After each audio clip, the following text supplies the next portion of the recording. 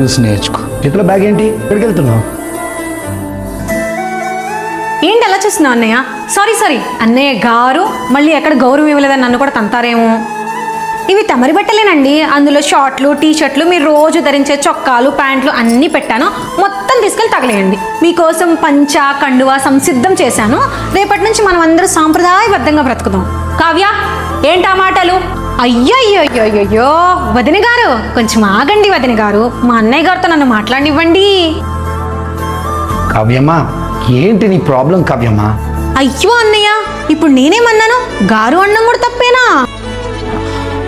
చూడు కావ్య, నువ్వు చాలా చిన్నపిల్లవి. సమాజం అంటే నీకు ఇంకా పూర్తిగా తెలీదు. అబ్బబ్బబ్బబ్బబ్బబ్బా, నీకు కష్టం వచ్చినప్పుడు, నీకు ఒంట్లో బాలకి పడుకున్నప్పుడు ఆ సమాజం ఏమైనా వచ్చి తీర్చిందా? అయినా అన్నయ్య, నాకు ఒకటి అర్థం కాదు. అమ్మంటే ప్రేమ, చెల్లంటే ప్రాణం, బిడ్డలంటే ఎక్కడలేని మమకారం. కానీ వదినంటే ఎందుకన్నయ్య అంత చులకనా? ఆఖరికి నువ్వు కూడా సమాజంలో జరిగే ప్రతి ఒక్క అఘాయిత్యానికి మేము వేసుకున్న డ్రెస్సులే కారణం అంటున్నావు. Really I hate you sir, I hate you.